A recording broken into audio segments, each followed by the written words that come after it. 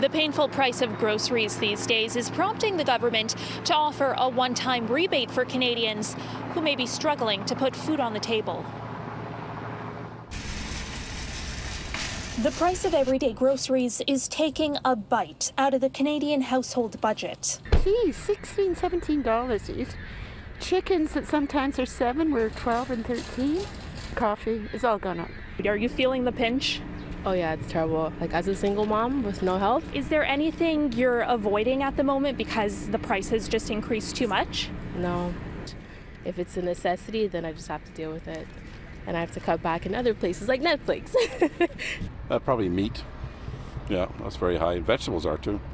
And it's not expected to get any cheaper. Now, two categories are concerning in my view, vegetables because of California and beef prices as well. While the federal government is calling this a grocery rebate, it won't actually be based on your grocery bill.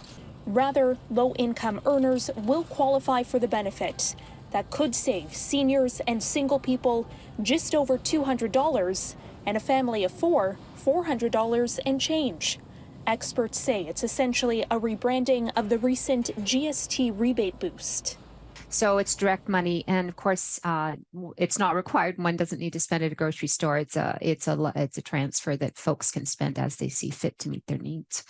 It's a cute name for an amplified GST credit, essentially.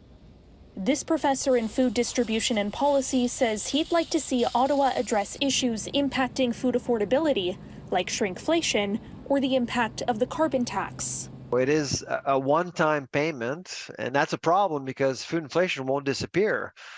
Statistics Canada's latest report shows the cost of food purchased from stores was up 10.6% in February compared with a year ago, down slightly from January. Multiple pantry staples were double that. Butter, pasta, eggs are up well more than 20%. Obviously, the government's using the GST top-up as one measure to help facilitate that. But even a falling food inflation rate doesn't mean the cost of food is going down. There are other factors that get into food prices. There are input costs for packaging, for example. There's transportation costs, which are affected by fuel prices, and of course, labor costs. I'm not expecting that food prices are going to drop, but I do expect that the rate of increase will normalize to what consumers are more used to in terms of 1% to 2% a year. So if you are eligible, when can you expect that money in your bank account?